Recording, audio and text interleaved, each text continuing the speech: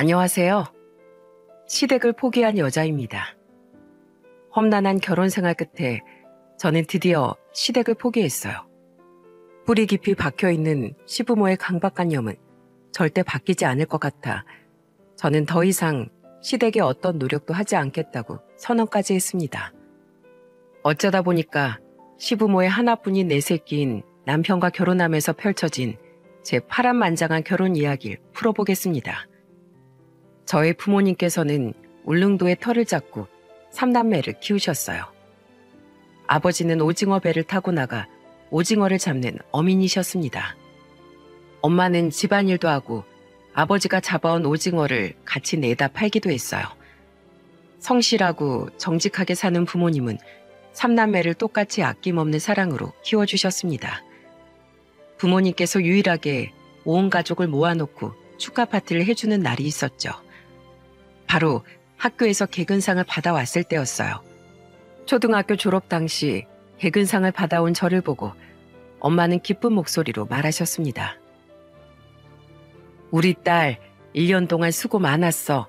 개근상은 성실한 사람이 받는 상인데 1년 동안 말썽 한 번 안 부리고 참 잘했어.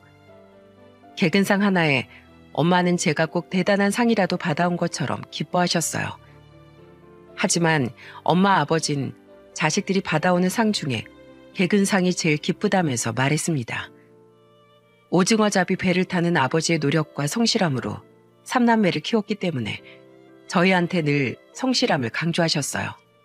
그 결과 큰오빠와 저는 서울에서 대학교 생활을 했고 작은 오빠는 부산에서 대학교를 다녔습니다.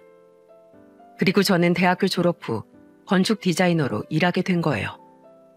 회사에 입사한 후 능력을 인정받아서 승승장구하고 있었어요. 제가 맡아서 일한 건축물 중엔 유명 가수, 영화배우 소유의 건물도 있을 정도였습니다. 그래서 오랜만에 울릉도 집에 내려가 부모님과 있다 보면 엄마는 TV를 보다가 이런 말도 했어요. 성은아, 저 배우 건물 디자인 설계도 했다고 하지 않았어? 맞아. 나 회사에서 작년에 맡았던 프로젝트였어. 우리 딸 서울 가더니 제대로 날아다니네. 이래서 말은 제주로 보내고 사람은 서울로 보내라고 하나 보다. 기특하다 우리 딸. 엄마는 제가 하는 일을 누구보다 자랑스러워 하셨어요. 다니는 회사가 정재계 인사들이 의뢰할 만큼 큰 회사였거든요. 그래서 엄마는 큰 회사에서 일로 인정받으며 다니는 저를 기특해 하셨습니다. 게다가 아버지는 제가 잠깐 울릉도에 내려오면 대게를 쪄주면서 걱정스러운 목소리로 말하셨어요. 성은아, 서울엔 먹을 게 없어? 왜 이렇게 말랐어 애가? 이것 좀 먹어봐. 살이 통통할 것 같아서 넣어주려고 빼놨어. 아빠 드시지 뭐하러 날 주려고 빼뒀어. 여긴 이런 거 많어. 너야말로 뭘 먹고 살길래 살이 이렇게 빠졌어. 어여 이것 좀 먹어. 팍팍 좀 먹어봐. 나 배 터질 것 같아. 안 그래도 큰오빠가 집에만 왔다 가면 배가 터질 것 같다고 하던데 나도 똑같네. 3일을 안 먹어도 되겠어. 밖에서 사는데 니들이 뭐 제대로 해먹고 살긴 하겠어? 집밥이 최고야. 집에 왔을 때라도 제대로 먹고 가. 아버지는 3남매가 집에 오면 집밥을 해주려고 하셨어요. 아무래도 3남매가 다 집을 떠나서 살다 보니까 어쩌다 한번 집에 오면 제대로 먹이고 싶으셨던 것 같아요. 그래서 정말 집에 한번 오면 삼시세끼 배부르게 먹었답니다. 그런 부모님 사랑에 보답하고자 부모님께 용돈을 드리며 말했습니다. 엄마, 아빠, 나 회사에서 승진했어. 이건 내가 받은 보너스로 드리는 용돈이야. 키워주셔서 감사합니다. 저는 부모님께 감사하다는 말과 용돈을 드렸습니다. 그러자 엄마는 놀란 표정으로 말했어요. 서울에서 지내려면 돈도 많이 들 텐데 무슨 용돈이야. 여기서 돈 쓸 일이 얼마나 있다고. 돈은 쓸 일이 있어도 없어도 그냥 쥐고 있어야 든든해. 나 이렇게 키운다고 고생하셨는데 딸이 효도하는 건 그냥 받아주셔요. 아이고, 언제 이렇게 엄마 생각하는 딸로 큰 거야. 다음엔 빈손으로 와. 알았지? 엄마는 제가 용돈을 드리자 굉장히 미안해하셨어요. 하지만 아버지는 용돈을 받으면서 기쁜 목소리로 말했습니다. 당신의 애들이 주면 그냥 좀 받아. 애들이 효도하고 싶어서 그러는 거잖아. 성은아, 아빠는 잘 쓰마. 고맙다. 아빠는 제가 해드리면 너무 기뻐하셨어요. 그런 아빠를 보면서 제가 더 열심히 살아야겠다고 다짐했죠. 회사에서 실력을 인정받아서 여자치고는 그래도 돈을 잘 버는 편이었어요. 그런 저를 부모님이 참 자랑스러워하셨습니다. 하지만 부모님은 3남매 중 특별히 저 한 명만 편애하지도 않으셨어요. 큰오빠가 대기업에 입사할 때도 똑같이 칭찬하고 인정해 주셨거든요.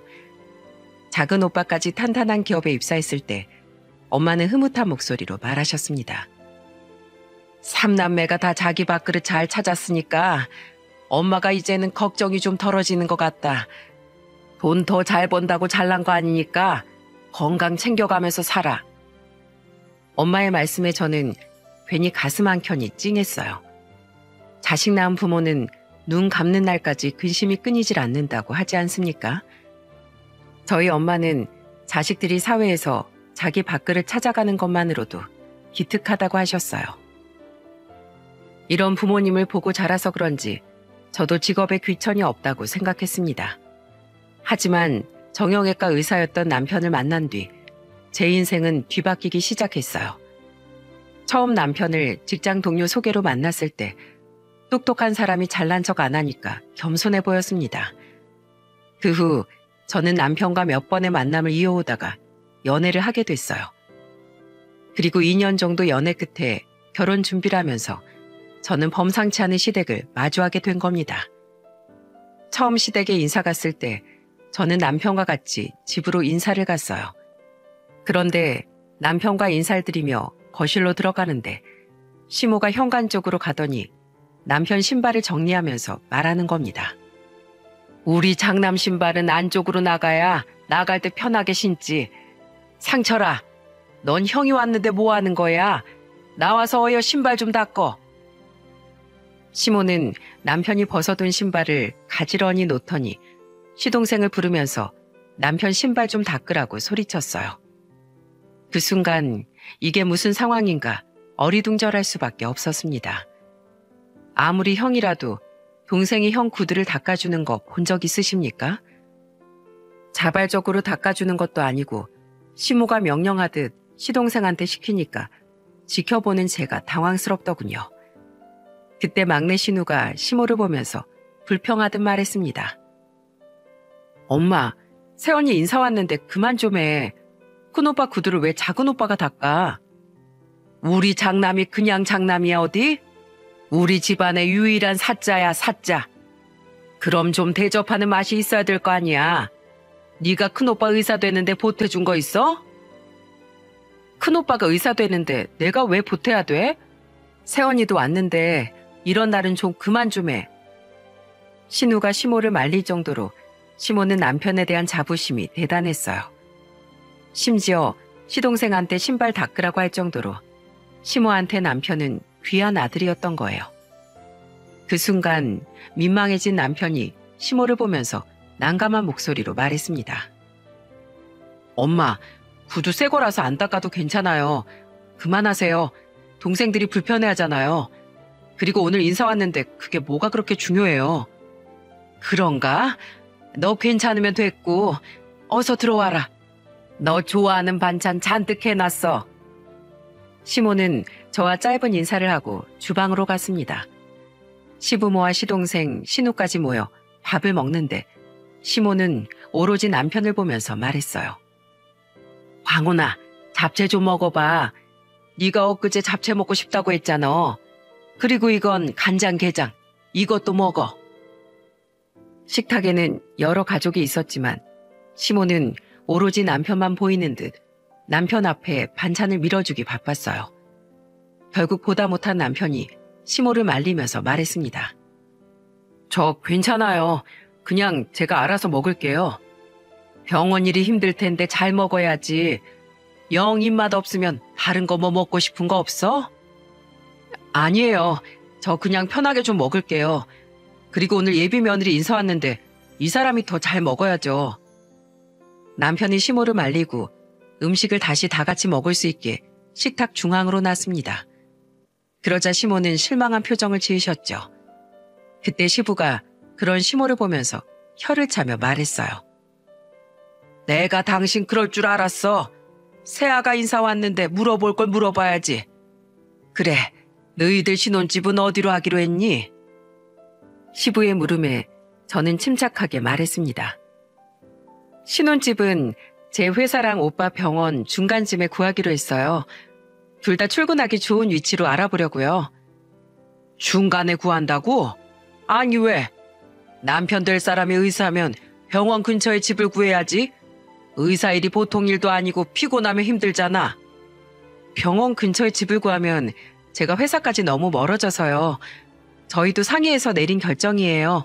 이해해 주세요. 큰일 날 소리라고 있네.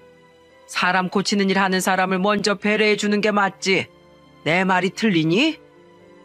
시부는 단호한 목소리로 남편이 일하는 병원 근처에 신혼집을 구하길 바랬어요. 그런데 일은 남편만 하는 게 아닌데 집을 왜 남편 편하게 구해야 하나 의문이었습니다. 그때 남편이 말도 안 되는 소리를 하는 시부를 보며 말했어요.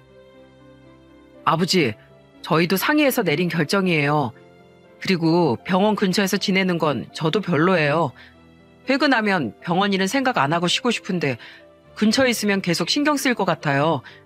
집 문제는 저희가 알아서 할게요. 남편이 말하니까 시부는 그제야 알아서 하라면서 꼬리를 내리셨어요. 처음에는 시모만 남편한테 극성인 줄 알았는데 시부까지 남편을 엄청 아끼는 것 같았어요. 그래도 시부모가 남편을 너무 믿고 인정해서 그런지 남편의 선택을 존중하긴 했습니다. 실제로 남편이 한마디 하면 계속 우기던 시부모도 한풀 꺾이고 인정했어요. 그래서 저는 당황스러운 첫인사를 끝내고 남편과 결혼 준비를 시작했습니다. 그러다 상견례 자리에서 생각지도 못한 상황이 벌어졌어요. 상견례 날 한창 이야기를 나누던 중에 시모는 저희 부모님을 보며 황당한 말을 내뱉었습니다. 의사 사위 보시니까 기분 좋으시겠어요. 아들이 둘이어도 한 명도 의사가 없으시잖아요. 그런데 딸이 의사 만나서 결혼한다니까 이게 웬 떡인가 싶으시죠?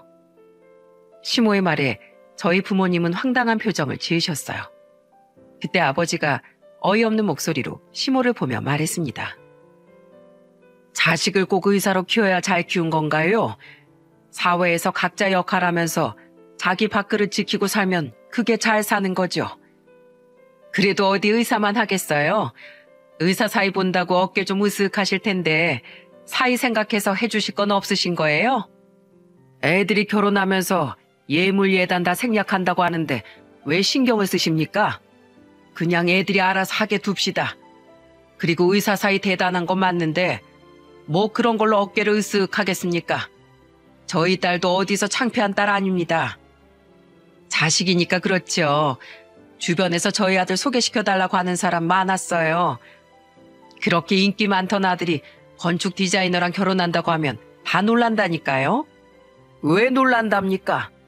저희 딸이 겸손해서 그렇지 자랑하기 시작하면 1박 2일 동안 말해도 다 말 못합니다. 솔직히 의사 아무리 대단하다고 해도 병원 건물이 지어져야 일을 하죠. 길바닥에서 보자기 펴놓고 일할 건 아니잖아요. 혼자만 잘났다고 먹고 사는 것도 아닌데 직업으로 자꾸 그렇게 말하지 좀 마십시오. 우리 딸도 유명 인사들 건축 디자인 해주는 능력 좋은 아이입니다. 아버지의 단호한 말에 시모는 당황한 듯 생수를 들이켰습니다. 그때 남편이 한숨을 쉬면서 미안한 표정으로 아버지를 보며 말했습니다. 장인어른, 죄송합니다. 어머니가 저한테 기대하는 게 많으셔서 그래요. 그래도 제가 중간에서 잘하겠습니다. 걱정 마세요.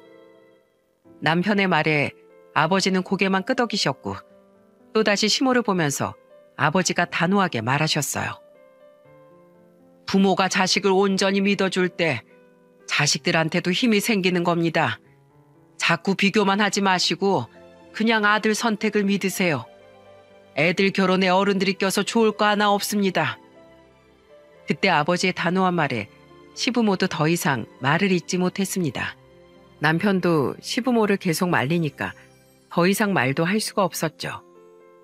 상견례가 끝나고 남편은 저희 부모님께 따로 연락도 드릴 정도로 굉장히 미안해했어요.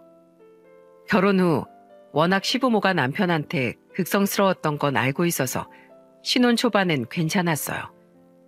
그런데 제가 첫째 아들을 임신했을 때라 남편이 짐을 들고 집으로 들어갔습니다. 그런데 남편과 돌아오는 저를 보더니 시모가 놀라면서 말하는 거예요. 지금 우리 아들이 짐가방을 들고 오는 거야? 아니, 병원에서 힘든 일 하는데 왜 이런 짐까지 남편한테 들게 하는 거야? 넌 손이 없어, 발이 없어. 시모의 말에 저는 황당했어요. 배가 점점 불러오는 며느리를 보고도 저런 소리를 하는 게 말이 됩니까? 그때 남편이 시모한테 화를 내며 말했습니다. 저 사람 지금 몸도 무거운데 짐을 어떻게 들어요? 네가 이렇게 다 해줘 버릇하니까 습관이 돼서 그런 거잖아. 임신한 게 뭐 유세야? 엄마, 그게 무슨 말이에요? 자꾸 그러면 저 그냥 갈 거예요. 임신한 사람한테 짐을 들게 하는 사람이 어딨어요? 미안하다. 아유, 난 네가 힘들까 봐 그랬지. 얼른 들어와서 앉아. 남편이 다시 간다고 하니까 시모는 다급하게 남편한테 사과했어요. 이 상황에서는 저한테 사과해야 하는 거 아닌가요? 너무 황당했지만 이미 왔으니까 집 안으로 들어갔어요. 그리고 소파에 앉았는데 갑자기 시부가 깜짝 놀라면서 말하는 겁니다. 네가 왜 그 자리에 앉아? 거긴 우리 장남 자리야. 네? 소파에 정해진 자리가 있나요? 거기 방석 깔아둔 자리는 장남 자리야. 장남이 편해야 집안이 살지. 시댁은 오로지 장남 위주로 돌아가는 것처럼 오로지 다 남편을 위한 것들 뿐이었습니다. 그래도 그렇지 임산부인 며느리한테 비키라고 소리치는 시부도 참 대단하지 않습니까? 그래서 저는 시부를 보면서 말했어요.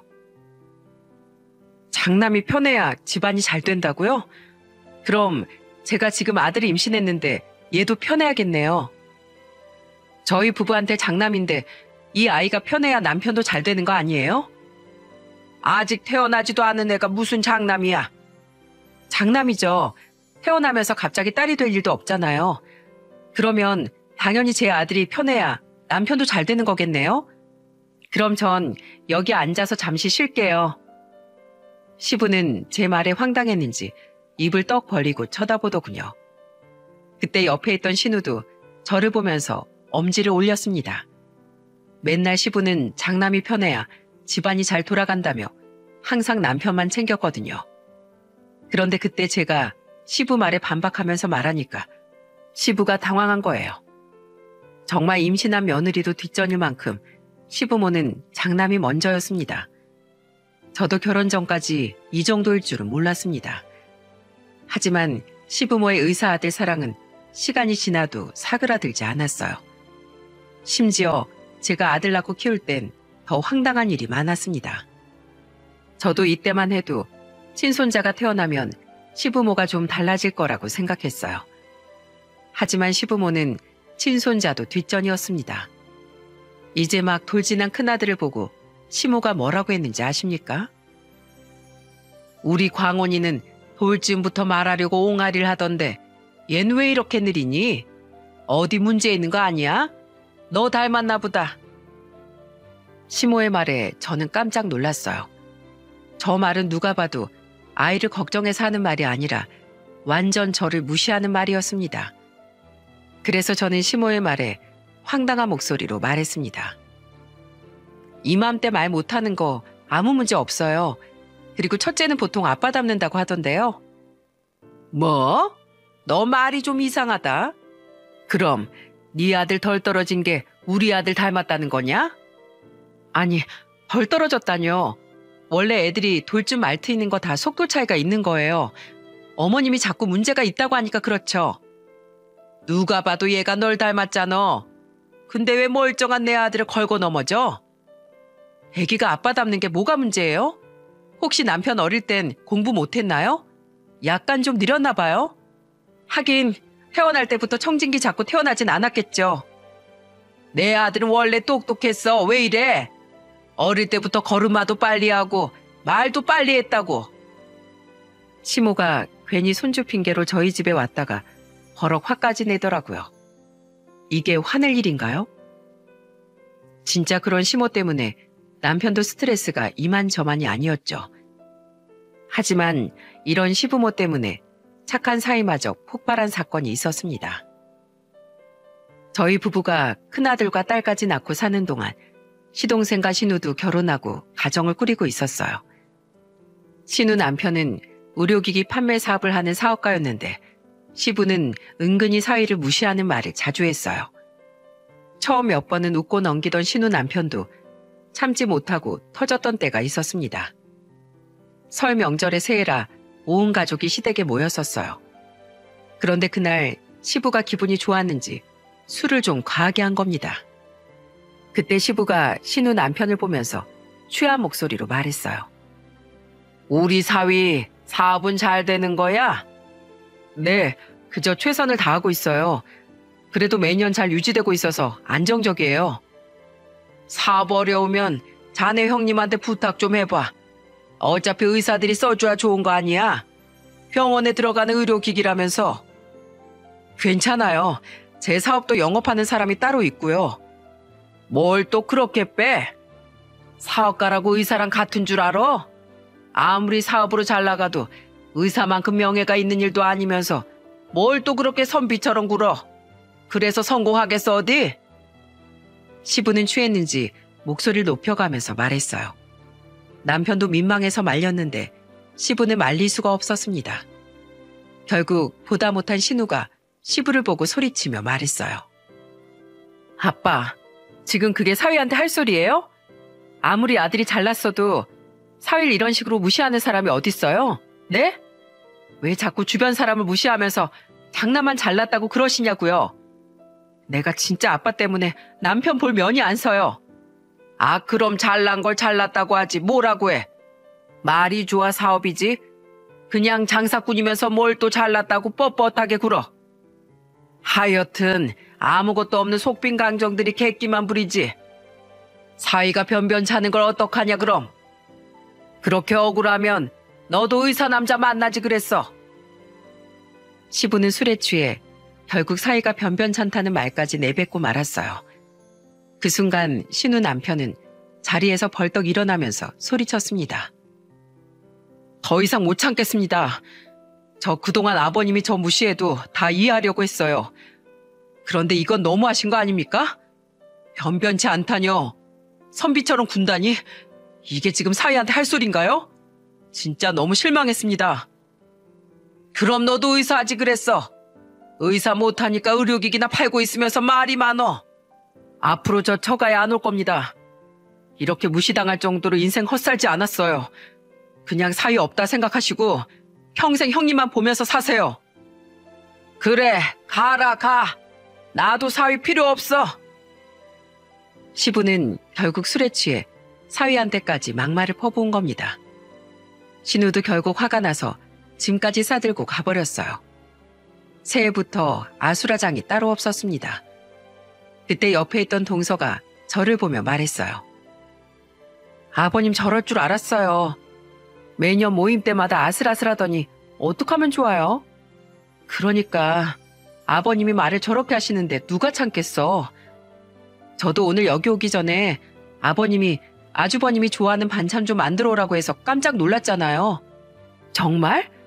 아니, 그걸 왜 동서한테 말하시는 거야? 아, 그러니까요.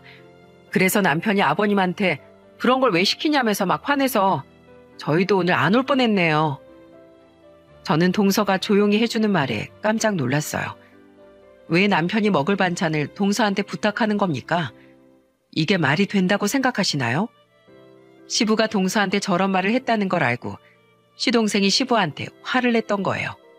결국 그때 설 명절에도 안 오려다가 동서는 괜히 시부랑 남편 사이만 더 나빠질까봐 왔다고 했어요. 하지만 그렇게 어렵게 온 시댁에서 이 꼴을 보고 나니까 동서도 기가 막혔던 겁니다. 결국 시부모의 극단적인 장남 사랑에 사위도 포기하고 만 거예요. 신우도 그날 이후 시댁에는 아예 오지도 않았어요. 상황이 이러니까 남편도 중간에서 난감하기만 했던 겁니다. 사실 시부모만 아니면 남매끼리 사이는 좋았어요. 그래서 남편이 시부모한테 결단을 내린 듯 단호하게 말했습니다. 제발 그만 좀 하세요. 꼭 이렇게 형제들 사이 갈라놔야 속이 편하세요? 남편의 말에 시모가 억울한 듯 말했어요. 우린 장남기 살려주려고 그런 거지. 집안에서 장남이 위신이 서야 된다니까. 그런 거 필요 없어요. 두 분이 그럴수록 가족 그 사이만 멀어진다고요. 나중에 며느리들도 안 온다고 하면 어쩌려고 그러세요? 뭐? 아니, 그게 무슨 소리야? 며느리가 설마 시댁 안 간다고 너 협박해? 그 말이 아니잖아요, 지금. 진짜 왜 그러세요? 저는 그냥 다 같이 잘 지내고 싶어요. 가족끼리 더 잘난 사람, 못난 사람이 어딨어요? 그냥 다 같은 가족인 거잖아요. 두 분 자꾸 그러시면 저도 안 올 겁니다. 그리고 이 집 전세금도 뺄 거예요. 참다 못한 남편이 최후 통첩에 가까운 말을 했던 겁니다. 시댁은 시부가 사기로 집을 날려먹어서 남편이 결혼 전 구해준 전셋집이었어요. 정말 오죽하면 남편이 부모를 상대로 저런 말을 했겠습니까? 시모는 그런 남편한테 다시는 안 그런다고 약속을 하고 나서 일단락도 했어요. 하지만 신우는 여전히 시댁에 발도 들이지 않았습니다. 솔직히 저런 약속한다고 시모가 하루아침에 달라질 수 있었겠습니까? 그때 제가 결혼 7년 차였을 때였는데 시부모는 이제 남편이 안 보이는 곳에서 난리였어요. 한 번은 야근하고 있는 저한테 시부 전화가 걸려왔습니다. 넌 왜 아직도 회사야? 네 남편은 집에 있다는데 왜 너만 회사냐고? 제가 프로젝트 맡은 게 있는데 요새 일이 좀 많아서 그래요. 세상의 의사보다 네가 더 바빠? 여자가 바깥일 한다고 집안일을 남편한테 미루는 사람이 어딨어? 저는 시부의 말에 지금이 조선시대인 줄 알았어요. 이게 말이 됩니까? 요즘 시대에 여자일 남자일이 어딨나 싶었어요. 그래서 시부한테 한숨을 쉬며 말했습니다. 아버님, 그러면 남편이 버는 돈으로만 살까요? 저 일도 하지 말고 남편 혼자 한 달 내내 일해서 벌어오는 돈으로 내 식구 살면 되겠어요? 누가 내 아들 등골 빨아먹으랬어? 여자가 집에서 밥할 생각을 해야지. 왜 집안일은 뒷전으로 두고 사냐는 거지? 무슨 여자가 야근이야? 야근해야 끝나는 일이니까 그렇죠. 저도 엄연히 사회생활 하고 있는 거예요. 왜 제 일은 존중 못 하시는데요? 그렇게 남편이 혼자 애들 보고 일하는 게 걱정되시면 아버님이 가보세요. 아버님 집에서 놀고 계시잖아요. 뭐야? 너 지금 나 논다고 무시하는 거야? 일하고 있는 제가 갈 수 없잖아요. 걱정되는 사람이 가서 남편 챙겨주는 게 낫지 않을까요? 전 남편이 잘하고 있을 거라고 믿으니까 계속 일 좀 할게요. 그리고 제가 지금 바빠서 전화도 끊겠습니다. 걱정되시면 아버님이 가보세요. 저는 시부의 전화를 단호하게 끊었어요. 제가 이렇게 끊지 않으면 시부는 제가 야근 끝내고 집에 갈 때까지 닥달할 사람이었습니다. 그래서 제가 단호하게 끊을 수밖에 없었던 거예요. 이런 식으로 시부모는 남편 앞에서 대놓고 뭐라고 못하니까 자꾸 제게 전화를 했어요. 그런데 저는 남편도 시부모 때문에 힘들어하니까 괜히 스트레스 주고 싶지 않아 이런 자잘한 전화들은 그냥 덮었습니다. 하지만 이런 저의 노력이 무참히 무너진 순간이 있었어요. 그때는 바로 저희가 결혼 8년차 되던 설명절에 벌어진 일이었어요.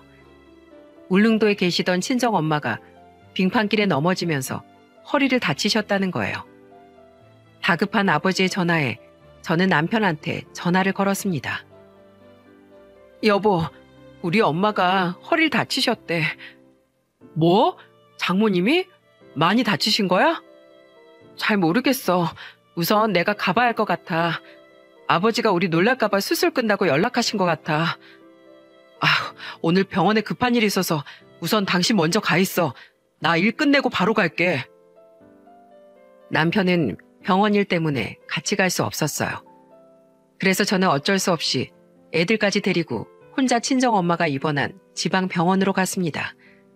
한참을 걸려서 도착한 병실에는 수척한 얼굴로 누워있는 엄마가 보였어요.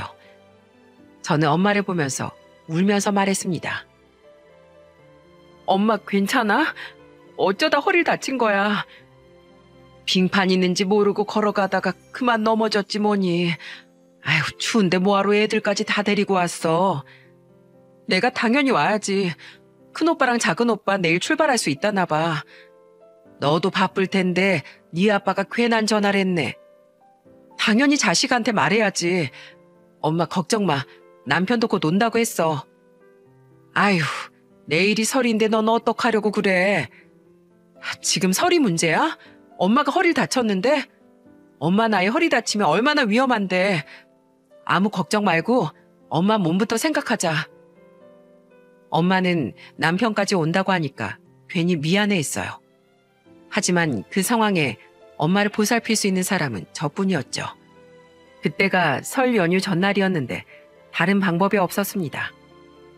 그리고 다음날 남편은 병원 일을 끝내고 설 연휴 첫날 혼자서 친정엄마가 있는 병원으로 출발하게 됐어요. 그런데 설 연휴 첫날 시모한테 전화가 오기 시작했습니다. 저는 그때 사정은 말해야겠다 싶어서 시모 전화를 받았어요. 하지만 제가 말을 하기도 전에 시모는 노발대발 화를 내면서 소리치기 시작했습니다. 야, 넌 감히 설 명절에 시댁을 안 오고 친정을 가? 의사 사모님 소리 듣고 살면 시댁에 납작 엎드려서 충성해도 모자랄 판에 네가 지금 친정을 가는 게 말이 되냐고? 너 이혼당하고 싶어서 환장했어? 저희 엄마가 다치셨어요. 엄마가 다치셨는데 자식이 당연히 와야죠. 넌 그 집에서 출가 외인이야. 그런 주제에 무슨 친정을 챙겨? 정신 나간 거 아니야? 내가 오냐 오냐 하니까 시댁이 우스워? 너 평생 거기서 살아. 의사 사모님으로 목에 힘주고 사니까 세상이 다 네 맘대로 될 것 같아? 그냥 아예 오지도 말어. 처음부터 너 마음에 안 들었어. 아주 끝까지 수준대로 놀고 있네. 야, 긴 말 필요 없고 이혼해. 그런 식으로 살 거면 이혼하라고. 시모의 말에 진짜 충격을 받았습니다.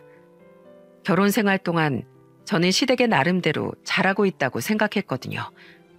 비록 의사 아들만 아끼는 시댁이었지만 그래도 남편 부모님이니까 나름대로 예의를 갖추며 살았어요. 하지만 지금 시모의 말들은 저를 정말 사람 취급을 안 하는 것처럼 들렸습니다. 그래서 저도 참다 못해 시모한테 단호한 목소리로 말했죠. 네, 그게 소원이시면 이혼할게요. 요즘 세상에 꼭 시댁 먼저 가라는 법이 어딨어요. 제가 범법행위를 저지른 것도 아닌데 이런 폭언 들을 이유가 없어요. 그리고 친정엄마가 허리 수술 받고 움직이지도 못하는데 어떻게 괜찮냐고 한마디를 안 물을 수가 있으세요? 사돈지간에 어쩜 그럴 수 있으시냐고요. 저도 더 이상은 못 참습니다. 이혼할 테니까 그렇게 아세요. 뭐? 야, 너 뭐라고 했어? 이혼? 네 주제에 지금 이혼하겠다는 거야? 네, 감사합니다. 아주 진절머리 나서 미칠 지경이었는데 이렇게 이혼하라고 등 떠밀어 주셔서 감사드려요. 그리고 제 주제가 뭔데요? 저도 사람이에요. 평생 큰아들이나 끼고 사세요. 전화 끊겠습니다. 저는 시모 전화를 확 끊어버렸어요. 딱 전화를 끊자마자 서러움에 눈물이 쏟아지더라고요. 저도 나름 인정받고 회사 다니는 사회인이고 저희 집에선 귀한 딸이었어요. 그런데 시모가 저를 이렇게 개무시하니까 인격적으로 심한 모욕감까지 느껴졌습니다. 그런데 그때 아무것도 모르는 남편한테 전화가 왔어요. 저는 눈물을 삼키면서 전화를 받았고 남편은 저한테 질문을 하면서 말했습니다. 여보, 장모님 계신 병원 주소가 정확히 어디라고 했지? 여보, 당신 지금 울어? 무슨 일이야? 장모님 상황이 많이 안 좋아? 저는 애써 눈물을 참으려 했지만 남편 목소리를 듣자마자 눈물이 쏟아졌습니다. 그래서 저는 남편한테 눈물을 흘리면서 말했어요. 여보, 나 도저히 이렇게 못 살겠어. 그동안 당신 사랑하니까 결혼 생활 8년 동안 시댁에서 뭐라고 해도 꾹 참고 버텼어. 8년 동안 나한테 따뜻한 말 한마디도 안 해주는 시댁이지만 당신 보고 참았다고. 나도 귀한 자식이고 내 직장에선 인정받는 사람이야. 그런데 왜 어머님한테 그렇게 무실당하고 살아야 하는 건데. 그냥 우리 갈라서자. 당신 엄마 소원대로 이혼하자고. 우리 엄마가 정말 그런 말을 했다고? 여보, 일단 진정해. 내가 여기서 다 해결하고 갈 테니까 당신은 진정하고 장모님 생각만 하고 있어. 남편은 제 이야기를 듣고 믿을 수 없다는 목소리로 말했어요. 그리고 남편은 곧 해결하고 오겠다고 했습니다. 저는 그렇게 세수하고 병실로 가서 엄마를 간병했어요. 그리고 몇 시간 뒤 남편한테 전화가 걸려와서 병실을 나와서 전화를 받았습니다. 여보, 잠깐 통화 좀 할 수 있어? 말해. 우리 엄마랑 통화한 거 녹음된 거 있으면 좀 보내줘. 남편이 저한테 시모와 통화 녹음이 된 게 있냐고 물었어요. 저는 의아했는데 그 순간 시모가 남편 옆에서 소리쳤습니다. 내가 언제 너한테 그런 막말을 했다는 거야? 너 지금 생사람을 잡겠다는 거야? 몇 시간 전 일이 기억 안 나세요? 그럼 제가 기억나게 해드릴게요. 통화 녹음된 거 보내드릴 테니까 똑똑히 한번 들어보세요. 저는 전화를 끊고 남편한테 통화 녹음을 보냈어요. 정말 뻔뻔하지 않습니까? 시모는 아마 통화가 녹음되고 있다는 걸 몰랐을 거예요. 하지만 저는 전화 통화는 다 녹음이 되게끔 해놨기 때문에 휴대폰 전화는 다 녹음했던 겁니다. 그리고 몇 시간 뒤 동서한테 전화가 걸려왔어요. 동서는 저와 자주 연락하고 지내던 사이였거든요. 그때 동서는 저한테 놀란 목소리로 말했습니다. 형님, 오늘 아주버님이 어머님이랑 제대로 한판 하셨대요. 그게 무슨 소리야? 아까 형님이 보낸 녹음 파일 듣고 어머님이 싹싹 빌었는데 아주버님이 완전 열받아서 용돈도 끊고 차 키도 가져갔다니까요. 그런데 더 대박인 게 뭔 줄 아세요? 시부모 집이 전세가 3개월 뒤쯤 끝나는데 그때까지도 형님한테 용서 못 받으면 전세 계약 연장 안 한다고 했대요. 저는 동서 전화에 깜짝 놀랐어요. 동서가 저한테 전해준 상황은 이랬습니다. 남편이 시모와 제가 한 통화 내용을 듣고 시모한테 화를 내면서 말했다는 겁니다. 대체 언제까지 이렇게 저만 보고 사실 건데요? 아버지 사기당해서 집 날렸을 때 제가 이 아파트 전세를 구해주면서 그때 제가 그랬죠? 제발 새 집에서 제대로 좀 살자고요. 그런데 이게 잘 사는 거예요? 예? 저도 더는 못 참아요. 용돈도 이제 끊을 거고 차도 다시 가져갈 겁니다. 저도 진짜 할 만큼 했어요. 광호나, 왜 그래? 그래도 우린 천륜인데 여기 나가면 이 늙은 부모가 어딜 가라는 거야? 이 집 전세 계약 3개월 남았어요. 그 안에 큰며느리한테 용서받으세요. 그리고 사위한테도 사과하시고요. 나중에 정말 두 분이서 외롭게 살고 싶어서 이러시는 거예요? 형제들 사이 갈라놓는 것도 모자라서 이젠 멀쩡한 아들 부부까지 찢어놔야 속 시원하시냐고요. 저희 삼남매 그리고 며느리들 사이까지 모두한테 사과받으세요. 그렇지 않으면 저도 두 분 안 보고 살 겁니다. 우린 의사라고 너 위해 준 죄밖에 없어. 왜 이러는 거야, 아들? 바로 그게 문제라고요. 세상에 어떤 부모가 자식을 직업에 따라 아껴요? 네? 그동안 얼마나 상처받고 살았겠어요. 저는 가족들 다 좋게 살고 싶어요. 그러니까 제발 두 분이 변하는 모습 좀 보여주세요. 그때 다시 오겠습니다. 시모는 남편의 단호한 말에 애원하면서 매달렸다고 했어요. 하지만 그동안 많이 참아온 남편은 그런 시부모의 애원이 씨알도 안 먹혔던 겁니다. 그리고 남편은 엄마가 계신 병원으로 와서 저를 보자마자 눈물을 흘리면서 말했습니다. 여보, 미안해. 내가 그동안 너무 당신한테 이해만을 바랬던 것 같아. 통화 녹음 듣고 내가 너무 미안해서 당신을 앞으로 어떻게 봐야 하나 고민이 많았어. 아니야. 그래도 당신이 내 마음 알아줘서 내가 고마워. 난 절대 당신이랑 애들 포기 안 해. 그러니까 당신이 우리 부모님 용서가 안 되면 평생 안 봐도 괜찮아. 그러니까 우리 이혼은 하지 말자. 남편의 말에 저도 같이 울었어요. 그래도 이 순간 제 심정을 가장 잘 알아주는 남편한테 고마웠어요. 그때 시부모한테 전화가 걸려왔지만 받지 않았습니다.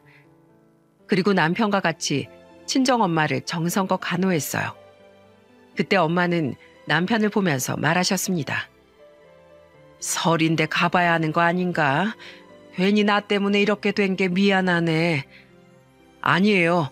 장모님이 아프신데 여기 있어야죠. 걱정 마시고 건강만 챙기세요. 아내가 많이 걱정했어요. 고맙네, 고마워. 아이고, 내가 사위 덕에 있던 병도 씻은 듯이 낫는 것 같아. 엄마는 남편한테 고맙다면서 손을 잡고 웃으셨어요. 아픈 엄마 곁에서 누구보다 열심히 간병해주는 남편한테 참 고맙기도 하고 미안하기도 했네요. 제가 괜히 시모와 남편 사이에 문제를 만든 것 같아서요. 그렇게 저는 남편한테 엄마를 부탁하고 애들과 아버지를 모시고 울릉도 집으로 갔습니다. 남편도 연휴 내내 저희 부모님을 챙겨드리면서 보냈어요. 그리고 무사히 엄마 퇴원까지 도와드리고 집으로 네 식구가 돌아올 수 있었답니다. 집으로 돌아온 저희를 먼저 반긴 건 시모였어요. 남편과 애들을 집에 먼저 보내놓았습니다. 다짜고짜 저한테 매달리던 시모는 애원하며 말했어요. 다 실수고 오해야. 그땐 내가 미쳤었나 봐. 내 마음은 그게 아닌데 말이 좀 세게 나간 거야. 너도 알잖니. 내가 말이랑 마음이 다른 거. 실수요? 지금 그걸 다 실수라고 하는 거예요? 그렇게 저를 잘근잘근 씹어놓고 실수라고 하면 끝나나요? 그래도 우리가 고부지간인데 내가 널 좀 가르칠 수 있는 거잖아. 가르치다뇨? 가족끼리 이해를 하고 상황에 맞게 배려를 해야죠. 무조건이 세상에 어디 있습니까? 저 그동안 시댁이라고 대충 한 적 없어요. 그런데 그때 저한테 막말하는 어머님 보면서 저는 평생 시댁에 잘해봐야 소용없겠다고 생각했어요. 그리고 이 생각은 안 바뀔 것 같으니까 이만 돌아가세요. 저는 그렇게 말하고 집으로 들어가 버렸어요. 남편도 그때는 단호하게 시부모의 간절한 외침을 외면할 수밖에 없었습니다. 간절하게 외치던 시모의 말에도 저는 꿈쩍도 안 했거든요. 그때는 시부모가 당장 사는 게 급하니까 엎드려 절받기 같은 사과를 하는 거라고 생각했어요. 8년 동안 저를 무시하고 살던 시부모가 하루아침에 달라질 것 같습니까? 그래서 저는 그땐 일절 사과를 받지 않았어요. 그리고 정말 전세 기간이 만료되는 그날까지도 시부모와 담을 쌓고 지냈습니다. 왜냐하면 사과하겠다고 시모가 집까지 찾아와 사과인지 행패인지 모를 난동을 부렸거든요. 둘째 딸을 등원시키려고 나오던 저한테 매달리면서 시부가 소리쳤어요. 기어코 네가 전륜을 끊겠다는 거야? 그럼 손주 이리 줘. 뭐 하시는 거예요? 네가 지금 내 아들 데리고 전륜을 끊게 하려는 거잖아.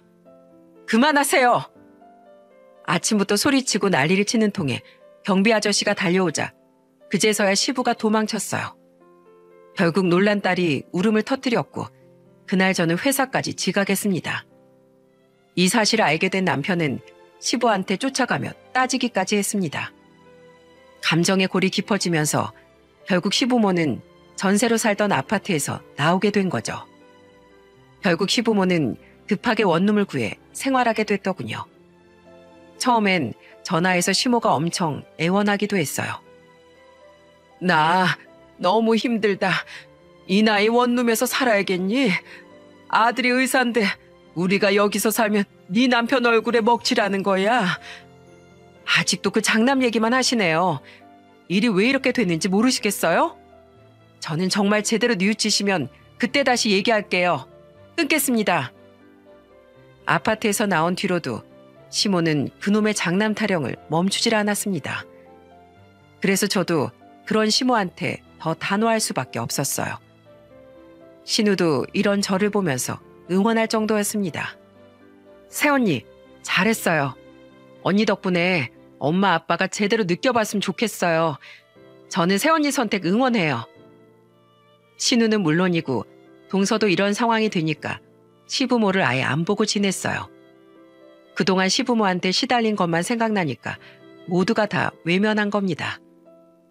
이렇게 외로운 길을 선택한 건 시부모가 만든 상황이었어요. 그래도 친정엄마는 남편이 퇴원까지 살뜰히 살핀 덕에 잘 지내고 계십니다. 여전히 조심해야 될 게 많아서 이맘때가 되면 남편이 꼭 전화를 드리고 있어요. 원래도 남편은 똑같이 양가에 50만 원씩 용돈을 보내고 있었는데 지금은 저희 부모님께만 보내고 있답니다. 제가 이렇게 사연을 보내게 된 건 시청자 여러분들의 의견을 묻고 싶어서입니다. 제가 이 문제를 어떻게 풀어가면 좋을지 진심 어린 조언 부탁드려 볼게요. 남편은 제가 마음을 다잡기 전까진 시부모를 챙길 생각이 없다고 했어요. 사실 저는 8년 동안 쌓인 게 언제 풀릴지 모르겠어요. 옛말에 말로 천냥빚도 갚는다고 하지 않습니까?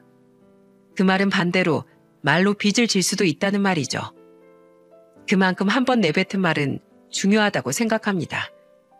한 번 가슴에 비수가 되어 박힌 말은 도저히 사라지지가 않으니까요. 하지만 소일거리를 전전하는 시부모와 언제까지 이렇게 지내야 할지 모르겠습니다. 사실 지금도 시부는 술만 마시면 저한테 사과가 아닌 원망 섞인 문자를 보내기도 하세요. 그래서 저는 아직 사과할 때가 아니라고 느꼈어요. 만약 여러분들이라면 제 상황에 어떤 판단을 내리실 것 같습니까? 긴 사연 들어주셔서 정말 감사드려요. 소중한 조언 남겨주시면 참고해서 제가 현명한 판단을 내리겠습니다. 잘 부탁드리겠습니다. 감사합니다.